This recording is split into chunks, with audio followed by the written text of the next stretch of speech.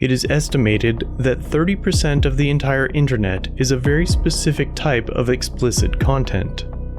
Unfortunately, this has led to what some have described as an epidemic, with many people developing unhealthy, addictive habits. In fact, numerous studies have determined that pornography can be just as addictive as the most powerful drugs on the street, perhaps even more so. Tragically, many people refuse to pursue real relationships in favor of paying webcam models who they will never actually meet. One of these people was Grant Amato, and his addiction led him down a very dark path. Not only did his infatuation with a Bulgarian camgirl cause him to completely lose his sanity, but it also caused him to commit murder. And he didn't murder just anyone, he killed his entire family. It's enough to convince anyone that porn isn't quite as harmless as it seems. This is Grant's story. Grant Amato is a 32-year-old American man who is currently serving a life sentence without the possibility of parole. He was once a normal guy. During his high school years, he joined the weightlifting team. He later attended the University of Central Florida with his brother Cody, studying nursing before attending anesthesiology school. Although Grant eventually dropped out, he accumulated the qualifications necessary to become a nurse and started working at a local hospital. However, Grant's life eventually spiraled out of control. By 2018, he was suspended from work amidst accusations of stealing. He also apparently made serious mistakes when giving medications to patients. In 2019, he shot and killed his entire family in Florida. But what went wrong? What pushed this man to commit such a heinous crime? Having been suspended from work, Grant found himself at home with a lot of free time on his hands. Initially, he attempted to become a streamer on Twitch. However, he also spent hours on a website called My Free Cams. Soon enough, Amato developed an obsession with one particular camgirl named Silviya Ventsislave, and this obsession quickly took over his life. Before he knew it, he was dropping thousands of dollars for the privilege of spending time with her. Through a computer screen, of course. Silviya's services weren't cheap. Amato found himself spending up to $600 per night on these virtual dates, while also sending her various gifts in the mail. To fund these purchases, Grant started stealing credit cards from his family, while claiming that he needed the cash to start his Twitch career. Within the space of just a few months, Grant had sent Sylvie over $200,000. Concerned for their son's sanity, Amato's parents sent him to rehab. The facility cost $15,000, and Grant was sent home after a few weeks. Almost inevitably, he went straight back to Sylvie. When Grant's father found out, he ordered his son to leave the house in late January of 2019. After being given this ultimatum, Grant snapped. He didn't pack up his things and didn't leave the family house. Instead, he loaded a Jericho 941 semi-automatic pistol and approached his mother, who was sitting at her computer and sipping a glass of white wine. Grant raised the pistol and shot her in the back of the head. Grant then waited for his father to arrive home and shot him twice after he entered the kitchen. Picking up his father's cell phone, Amato then texted his brother and told him to come home. Cody was shot and killed as soon as he entered the house. Grant then tried to make it seem like his brother committed a murder-suicide by placing the gun near Cody's body. He also put a gun holster on his brother's body, but he made one big mistake. Cody was right-handed, and from the position of the holster, it would have been impossible for him to draw the pistol with his right hand. The police were alerted fairly quickly. Cody's fellow employees almost immediately called 911 and asked them to perform a wellness check when Cody failed to show up for work that day. Police soon discovered the murder scene and quickly tracked down Grant at a nearby hotel before subjecting him to hours of questioning. Grant starts off by filling the detectives in on his criminal past. I was accused of grand theft of the third degree back in June of 2018. That like went on for 6 months, and during that time I obviously wasn't allowed to work because of it. And then where was that at? Florida Hospital South, the main one down in Orlando. Down on Orange Avenue? Rollins, that's where it is. Okay. Rollins. Okay. So when that happened, obviously I was dismissed from that job, and then I couldn't get another job because now you have an outstanding felony charge on your name. Sure. So then I got the attorney. It all went through, and then finally in December, they posted on the Orange County Clerk Courts or whatever website where your file is that there was no evidence ever presented. All the charges were dropped, and now I'm just in the process of expunging that from my records. Right. But because I can't keep just not working forever. Sure. And that was kind of a topic around the house was I need to get started here. Notice how Grant says a topic around the house. He obviously has feelings of resentment towards his family, even though he has already ended their lives. Girlfriends. I had, like my high school sweetheart, girlfriend for about 5 years. And then ever since then, no like official girlfriends, no flings or anything like that. Dates here and there? Dates occasionally, but I mean not really. Kind of focused on like just getting through the life goals that I wanted to achieve. Grant's voice cracks a little when he's describing his love life. He's telling the truth. He didn't have a girlfriend, but he did have an obsession with a Bulgarian camgirl that essentially ruined his life. For now, he keeps this little detail under wraps. And actually, yeah, during the time that I wasn't working as a nurse, I tried to do the whole Twitch streaming thing. What is that? I'm sorry. No. You have to explain a lot of this to us. With Twitch, it's you got your mic and then you have your face cam, and then basically people are just watching you play whatever game you're going to say that you're playing. Okay. And then they can donate, they can subscribe to you, which then you get like a monthly payment. Did you have anybody doing that for you? I think I was up to like 30-something subscribers. And what would you charge them to? With subscriptions, there's 4 tiers of it. Tier 1 is just $5. So right when you see that you blank subscribe to it, you get $5. Is that monthly or just total? Actually, Twitch pays you every 45 days because you're like an independent, self-employed or something. No, but saying with their account, though, they subscribe to you. Would it be for a 30-day period? Or Yes. So every 30 days, they owe you another $5. If they resubscribe. Right. Yeah. So then there was that. Tier 2 was like $10. Tier 3 was $15. And then if somebody tier 4'd, it was $24, I think. And what does that get you for? All that the higher tiers do is they give you like more emotes, like little things you can put in chat, so that when you're playing, everybody who's in your room can chat about what you're doing or anything random. And then donations can range from 1 cent up to however high. So what were you making off of Twitch a month? Nothing really significant. It was like. So you said about 30 people at one time subscribed to you. So a minimum what? $150. $150, and then a few donations. But primarily, I guess just keeping myself busy, doing something. There's a lot of money in this. Now, are these adults doing this or kids? They're in their early 20s. Okay. There's thousands and thousands of streamers who do that on Twitch, but there's maybe like 5 that make 6 figures. And then like the 2 most prominent ones are Ninja and Tim the Tatman, and they both play Fortnite. Like Ninja, I think, makes $300,000 a month from just doing it. $300,000? Yeah. And where's he at?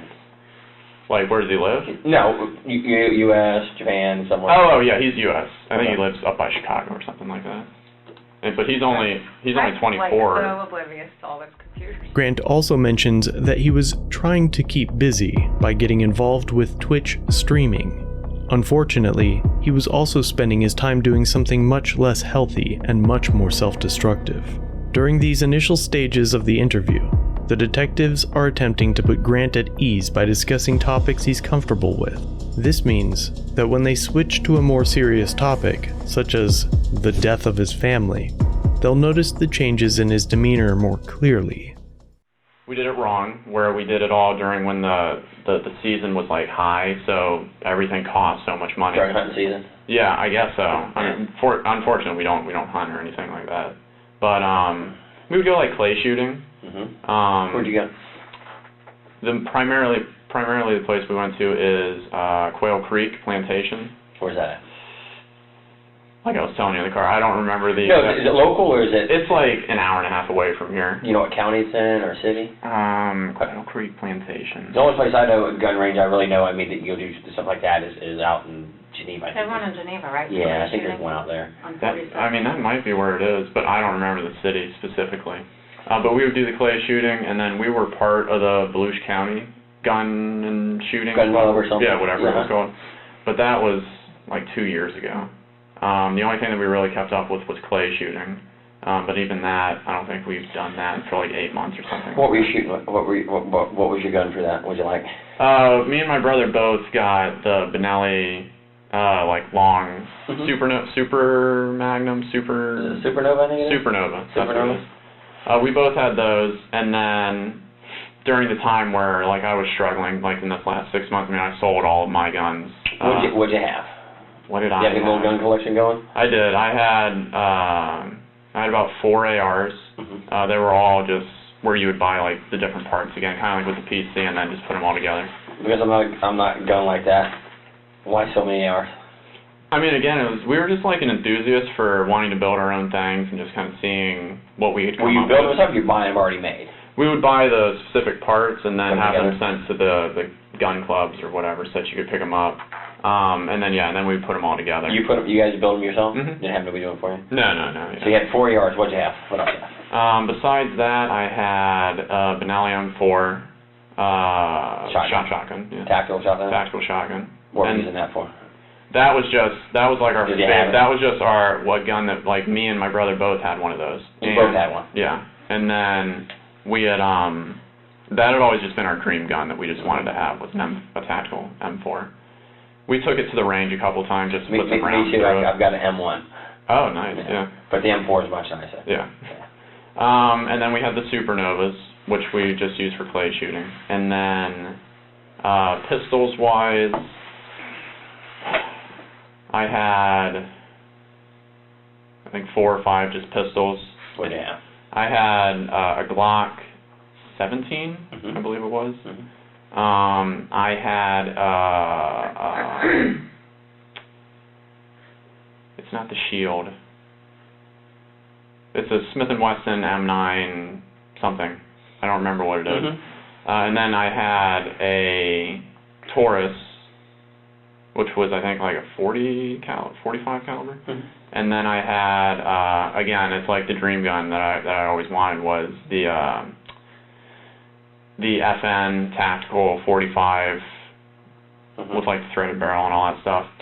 The TD gun? Yeah, exactly. No suppressors or anything like that, because again, during that time, it's like to get your stamp alone would take 6 months, and then you got to wait however long to get that back. So we never got that deep into it. Still have them all, or you said you got rid of some of them? I sold all my guns. Yeah. Which sums it? The Florida Gun Exchange.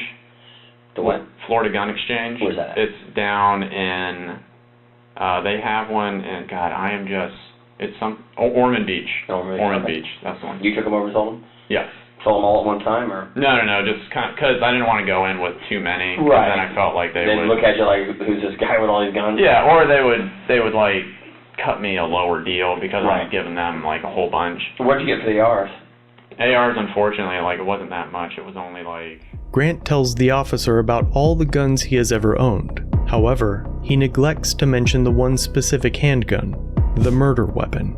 The fact that he owned a Jericho 941 seems to have slipped his mind, and notice how hesitant he is when he starts talking about the pistols. When he's discussing the shotgun and the ARs, he speaks in a relaxed, flowing manner, but as soon as he switches to pistols, he speaks slowly and makes nervous gestures with his hands.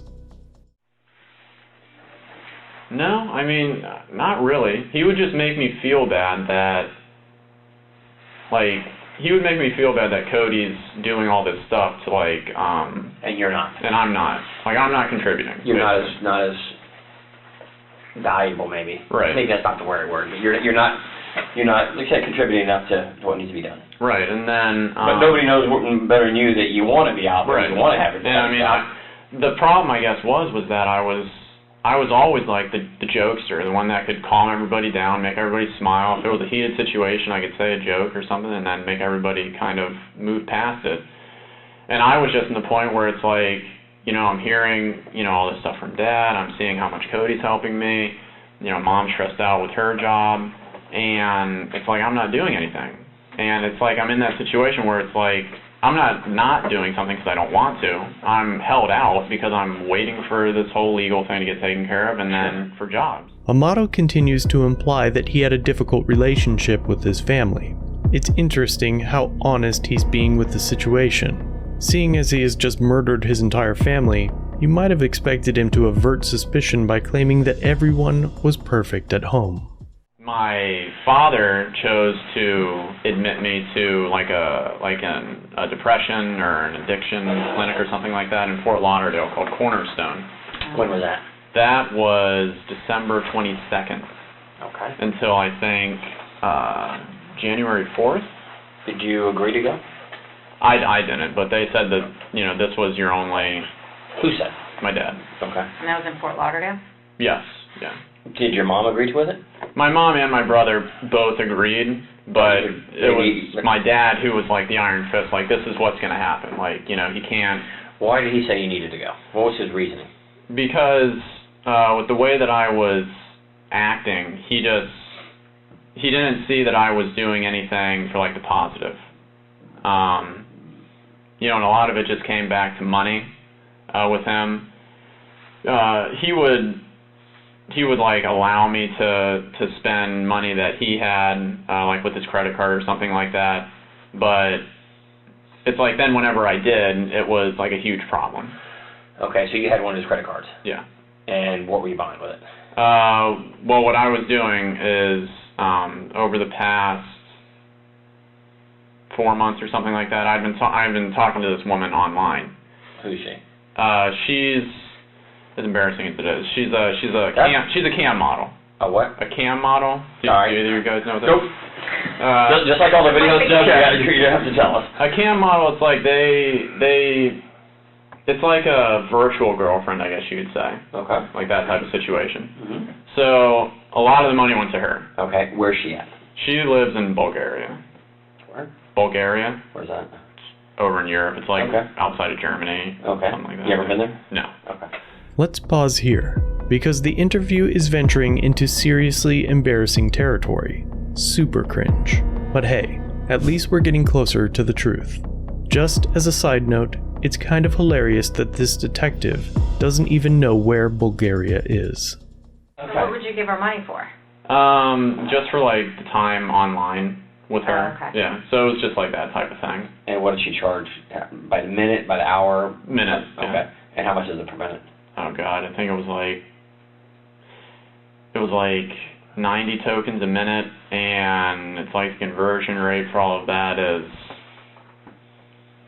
like $600 for like 5,000 or something tokens or something like that. So, and then it was 4 hours a night. So I mean that's basically just where all like the costs went to, was you pay real money for the tokens, then you use the company's digital currency for that. So you do that, and when did you meet her? I met her at the beginning of July. Yeah, at the very beginning of July. Okay, and still talking to her?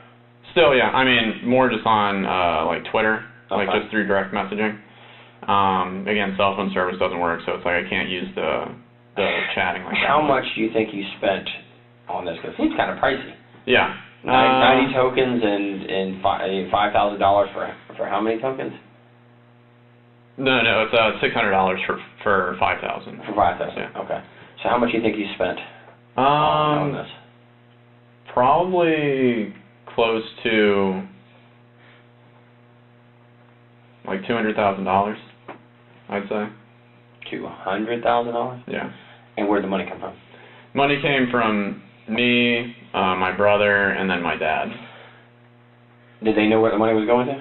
They didn't know that it was going to a cam model. What did you I was saying that it was going towards my Twitch streaming, like epidemic stuff. like advertising, like putting my name out there and that type of thing. It's pretty surprising how honest Grant is being here.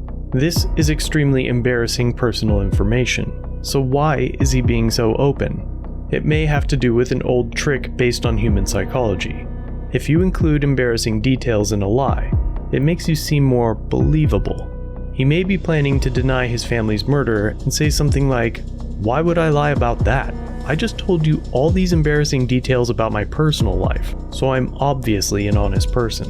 Unfortunately, these tricks don't really work on seasoned detectives who have seen it all before. My mom would let me talk to her through her cell phone using Twitter. And, you know, she would tell me, like, look, you have to keep it just basic, because if you say anything or if you entice anything or do anything like that, it might lead her to say something to, like, my dad or something like that. Because, how would she get in touch with him? Because apparently when I was in Cornerstone, my dad told her, because he had, like, hacked my computer or something like that, and then he found everything. He's electronics guy like you and your brother? Except he's more of that, like, hacking level, like, able to do all that stuff. So he had found, you know, like, just the stuff that was related to her. And then, you know, he erased my whole entire computer. He put a password on it. So it's like, even when I came back up until Thursday, like, I wasn't able to go onto my own computer to look at anything. Basically, he's treating you like a small child. Right. And rightfully so. I mean, spending that amount of money, I was acting childish. I can kind of get it. But, so yeah, anyways, on Thursday, he had apparently found out that I was speaking to her again. And when I came back on the 4th, my mom picked me up from the Cornerstone place. And then me and my mom met my dad at California Pizza Grill or Kitchen in Waterford Lakes. And he had this list, front and back, on a piece of paper of all the rules. This is what's going to happen. This is why I'm acting the way that I'm going to act. I'm not going to be Dad anymore. I'm going to be Chad. And I basically told him that I'm going to be present. I'm going to do what I can. I'm going to start trying to get jobs now. I told him what my plan was.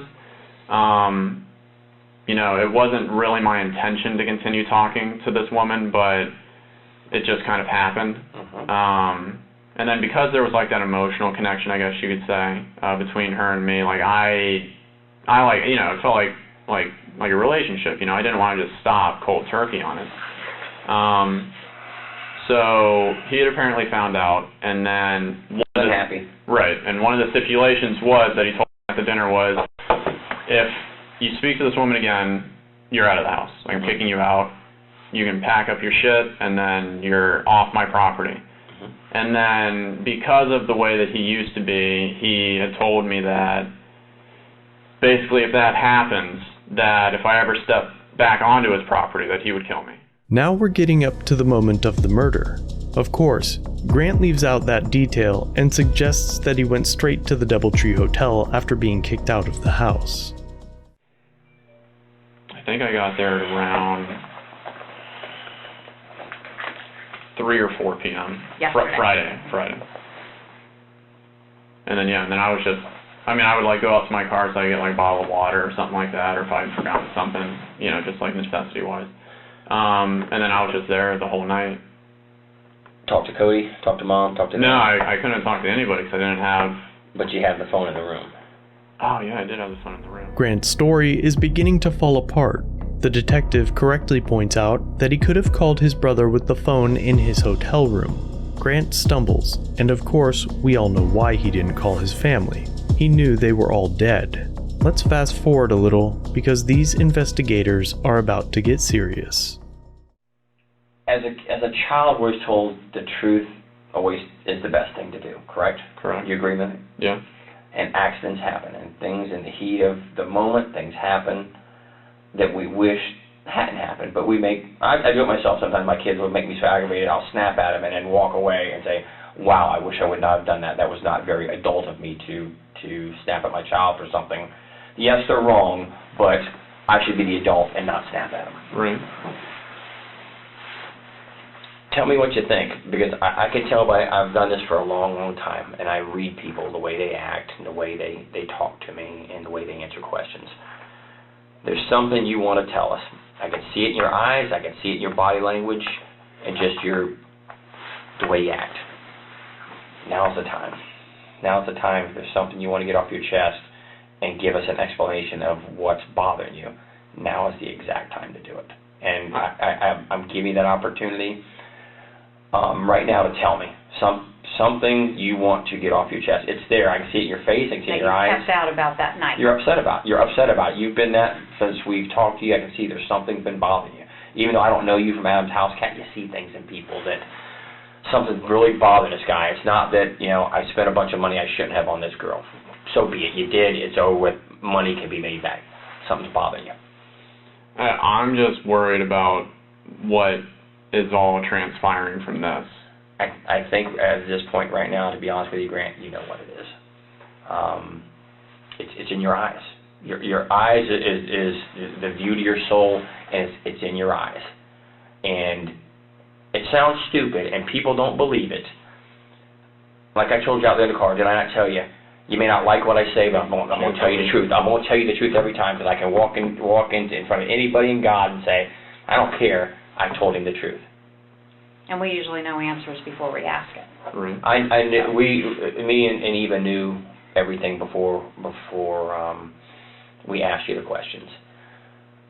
Now's the time to come to Jesus, be honest, because you're holding something back. I can see it in your eyes. People don't believe that the police will help you, but we are actually here to help you with issues you may have. I think something happened, and you don't want to tell us, but right now is the time to get it off your chest. And I really wish you would, because it will make you feel better in the end. I genuinely don't have anything else that I can say about the night or the period of time afterwards. There's only one opportunity to make that good impression, and if we've done something we shouldn't have done, you fess up there. You caught your hand in a cookie jar, you do it. Now, is there anything else that happened at the house that you didn't tell us, that you've left out, or we haven't asked you, that would be of importance? Or during the time that you drove around for those few hours, did you ever really go back to the house that you haven't told us about?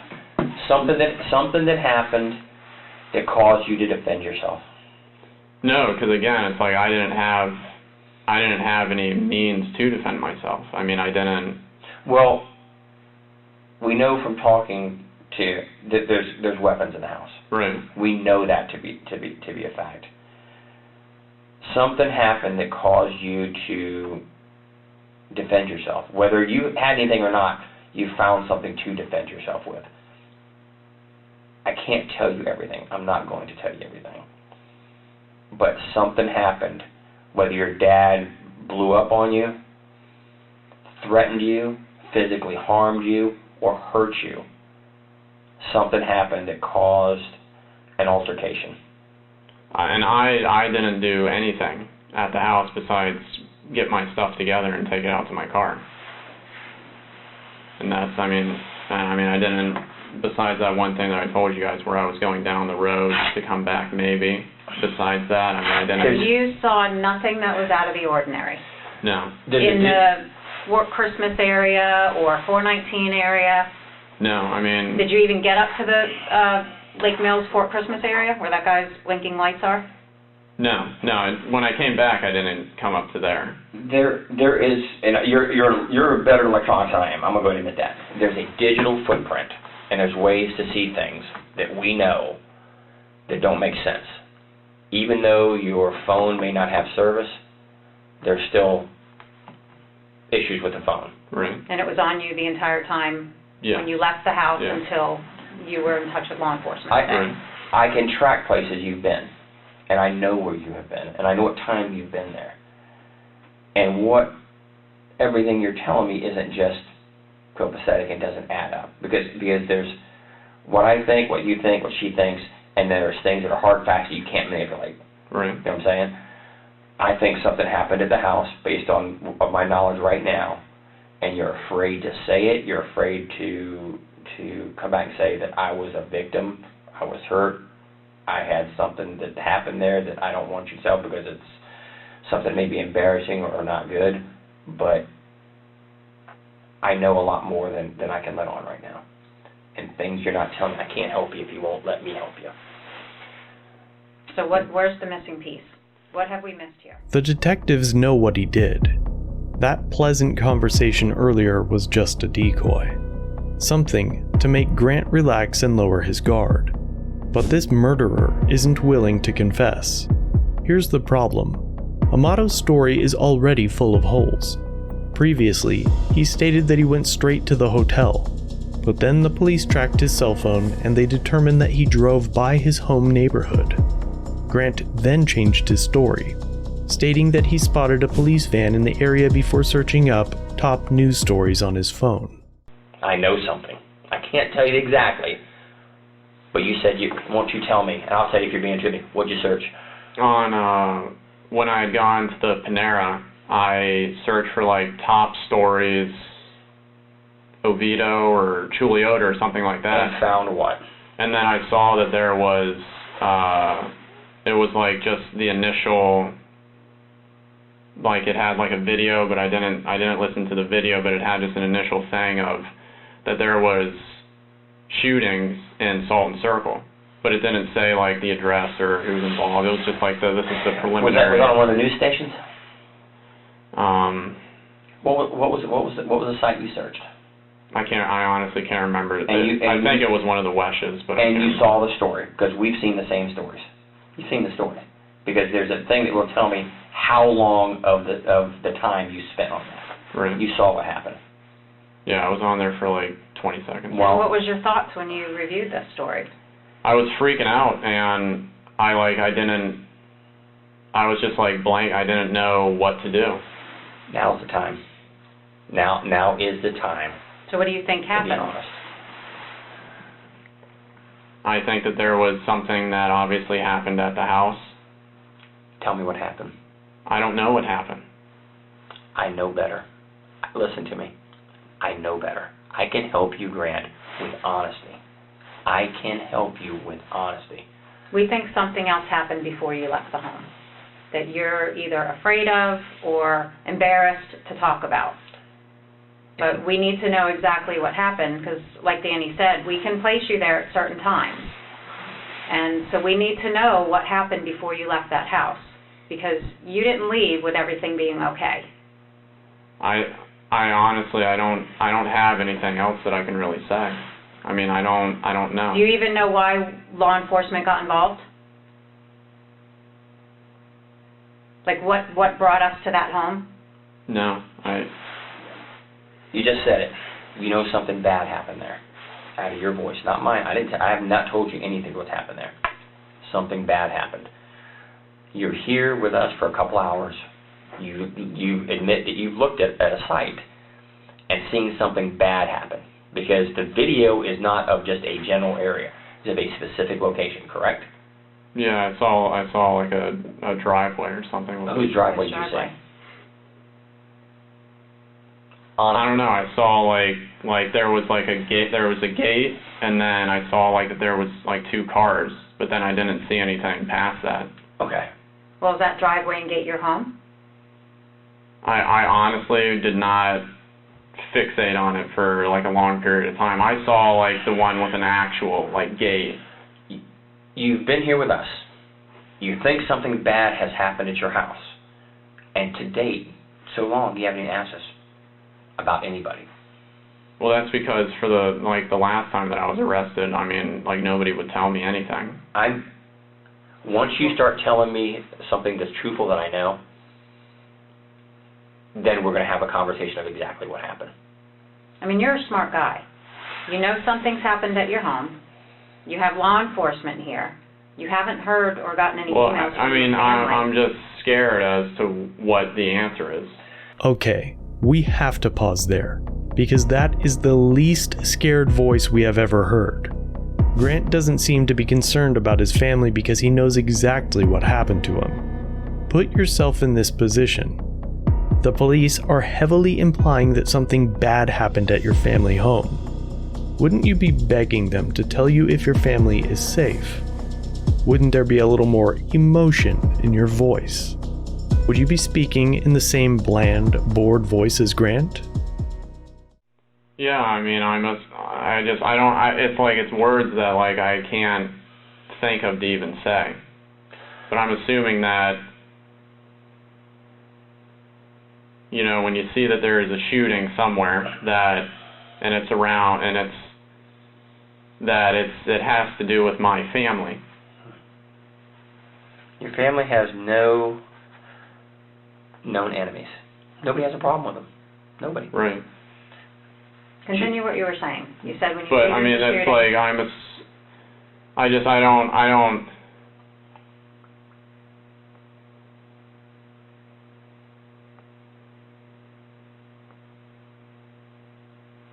like, I don't know how to even say the words. Well, give me a roundabout what you're thinking. That somebody in my family's dead. And how does that make you feel if you're thinking that? I have absolutely no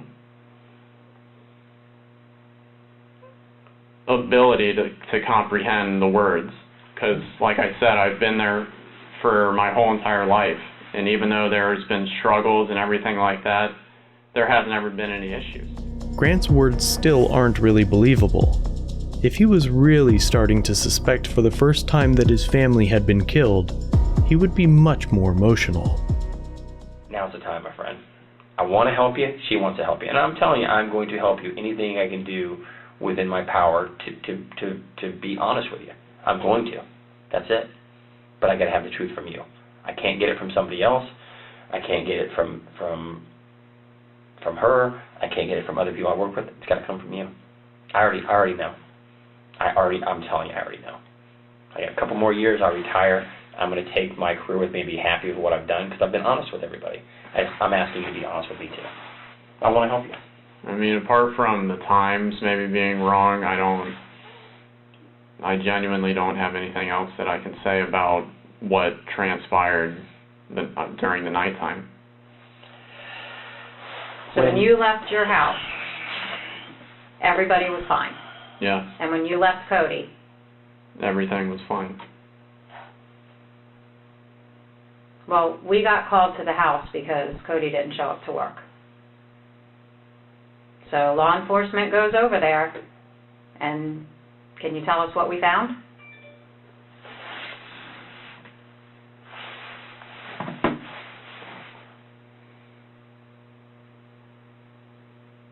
What do you think we found when law enforcement arrived at your home? I mean, you guys are talking about guns, and you're talking about other things that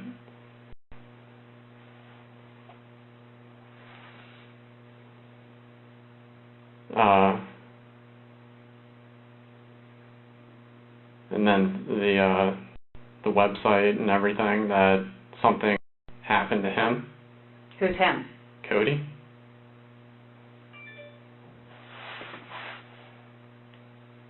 Did you do anything to Cody? No. Did you do anything to your mother? No. Did you do anything to your father? No. You have any reason to believe that anybody else would harm them? No, the only thing that I was told was that Cody would take care of it for me. And that's all that I know. But you didn't tell Cody what your father said to you, correct? Correct. So when Cody made those comments to you, what do you believe he meant by that? Have you guys ever talked about? That he was I thought he was just going to do what he always does, which is where he just talks about it and he figures out whatever strategy he needs to. So if anything happened in the home to bring law enforcement there, what would you think happened? That there was a shooting. Between whom? I don't know. Between Cody and my dad. And why would you think that? To protect me, or to help me, or to do something with me. So you're telling me you did not shoot Cody, No. your father, or your mother? No. I mean, I don't know, like, what more I can say. Well, when law enforcement arrived, that's what they found. So you're the only outstanding child. You're the one that's been having problems with your dad. You're the one that we haven't been able to find for 2 days. Do you understand now why we would be questioning you about this? Yeah, but I mean, I wouldn't, like, I wouldn't be saying, like, all, like, I don't know the way to, I don't know, like, what to even say. We're trying to see if there's anything else that you've left out during the night from when you first came home and confronted your father, or when he confronted you until the time you left, that you've not told us. There was nothing,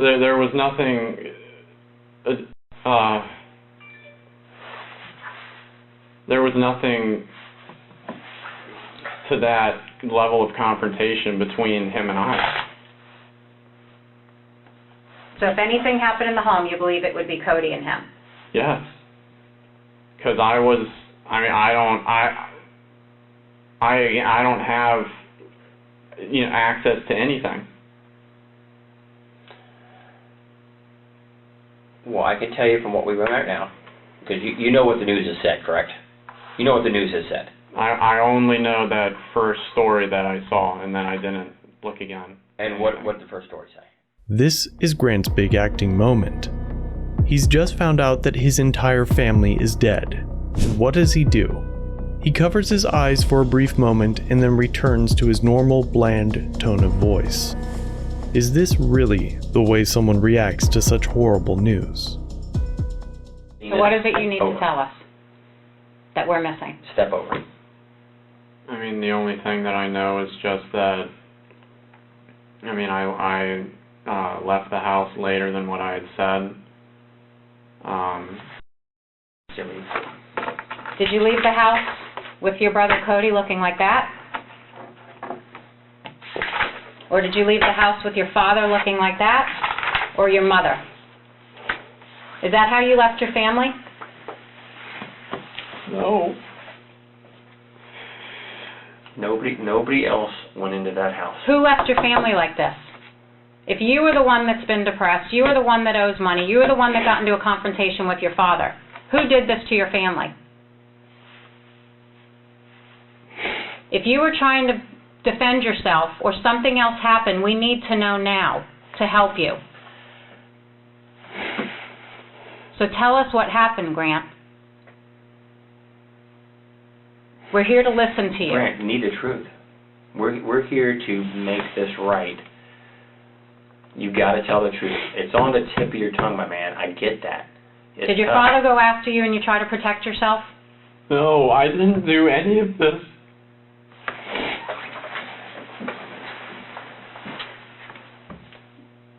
There's something that's going to come up that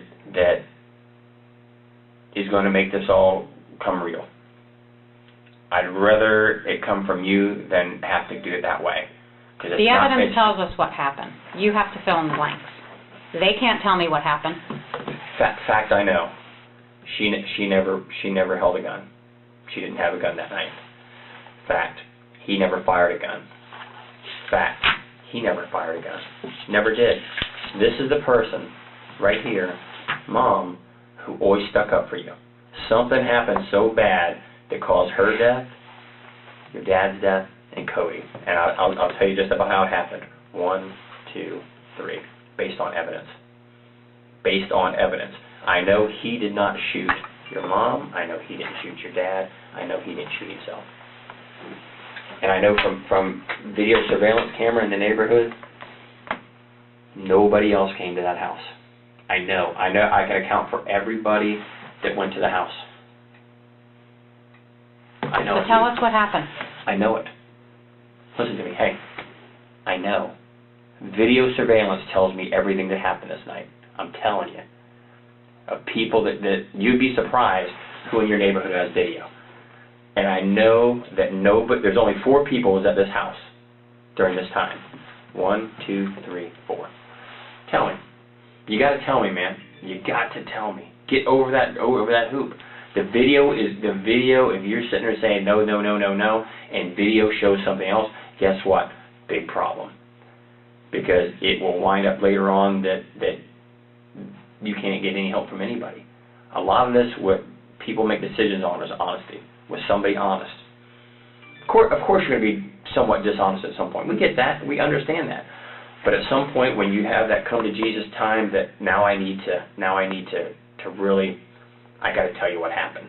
This is it. This is it. Video tells me everything I need to know about this from the neighborhood. And you're the only one left to tell us. I know it's hard to look at me, Grant, look at my eyes. I know it's tough, man. I do.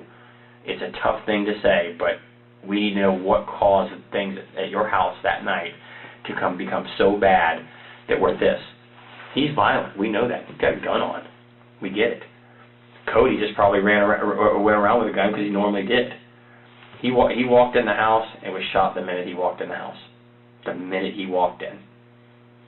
We see trajectory, we find the projectile, we've got everything on that. He's shot over here and is brought over here. See it over there. We found the bullets in the house. Mom's sitting her thing with a glass of wine, doing her thing, and she's shot. You just got to step over and tell me, man. I want to help you. I do. The evidence is going to be there. Most people, I would not. We have cartridge cases, we have projectiles. And fingerprints. So you just need to tell us what led up to this. You've been arrested, correct?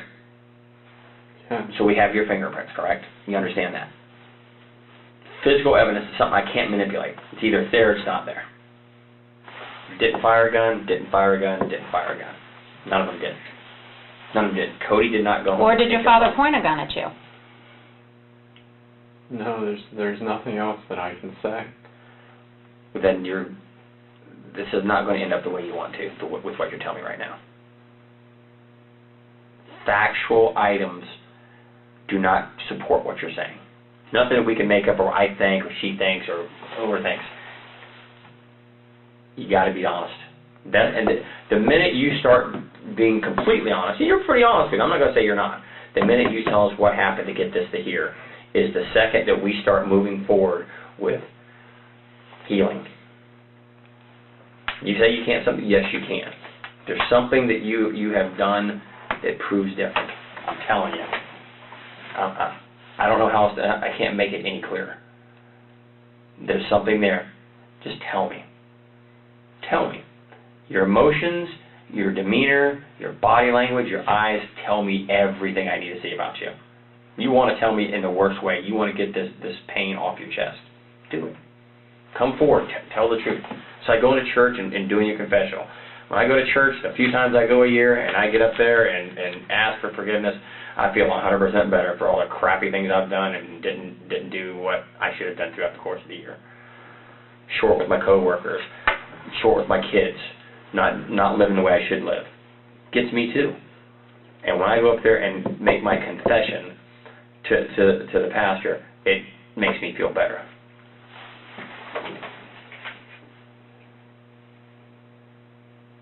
I mean, there's just nothing else that I can say. There's nothing else that happened in that home while you were there that would lead up to this? No. Your father didn't point a gun at you? There was nothing else more than what I had said. Then who do you think did this? I don't know. I don't have the answer.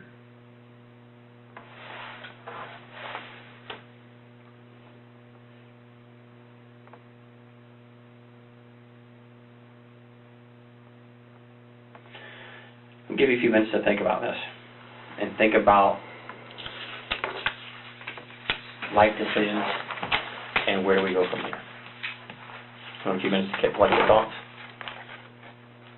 Yeah. Okay. Give me a few minutes.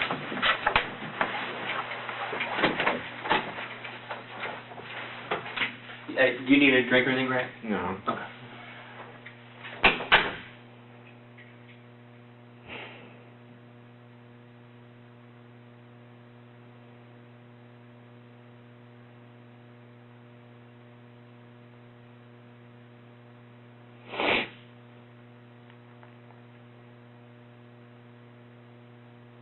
For the rest of the interview, Grant stalwartly denies everything, even when it's clear to everyone that he committed the murders. After all, who else could it have been? At the end of the interrogations, Grant's adoptive brother Jason attempts to speak with him, but Grant continues to insist that he is innocent. I don't know. I want to believe you, Grant, but you're the last person that I could put in that house. And I know what happened over the last 6 months. I can understand the troubles that you've gone through, but it's hard for me to think that you would break to this point. Mm-hmm. But who else can I blame? How are we going to find out who did this? I don't know. I don't have the answers. So what are your intentions? Do you understand what we have to do now? If you're not the person that did it, we have months of stuff that we have to take care of from our dead parents. Months. You know how much stuff is in that house? We have to go through it all. I have to call people in California to let them know that Grant Amato is not alive anymore. I gotta call at 3 o'clock in the morning because Cody's 30 years old and has perfectly good organs to donate. Amato continued to claim that he did not murder his family throughout his trial. This didn't get him very far, and Grant just narrowly missed out on the death sentence. However, there was no escaping life imprisonment, and Amato is now living out the rest of his years behind bars. We are following the testimony in the trial of Grant Amato. Prosecutors have been calling experts to the stand today. This morning, a crime scene investigator gave testimony. He walked jurors through the evidence found inside and outside of the Chuliotta home where Amato's family was killed. Today, Grant Amato watched on in tears as prosecutors spent the day using crime scene investigators to make their point that Grant Amato killed his parents and his older brother. The defense today questioned crime scene investigators, asking them why more wasn't done the first day to test for evidence when they first arrived at the Amato home. Was the laptop processed at all for prints? No, it was not. Now, this possibly could be some important evidence here, couldn't it? Possibly. Why didn't you process it then? Though prosecutors said evidence shows that Grant Amato moved his dead parents and brothers' bodies after he killed them, Grant Amato has pled not guilty in this case. A seemingly normal individual who let his infatuation with a camgirl take over his entire life. This infatuation not only led him into a life sentence in prison, but it also ended the lives of his entire family. The truth is that while Grant's story is an extreme example of how porn can ruin lives, it is not unique. Millions of people around the world are struggling with serious addictions, and who knows what they might do if the pressure becomes too much to handle. Although this might seem like a joke, addiction of any kind can cause people to commit terrible, desperate acts. Should we be treating this issue more seriously? Who knows? It's not for me to say. One thing's for sure though, as long as the internet exists, it will be inundated with sexually explicit content. There are millions of young people encountering this for the first time, and if they're not careful, they too could become just like Grant Amato.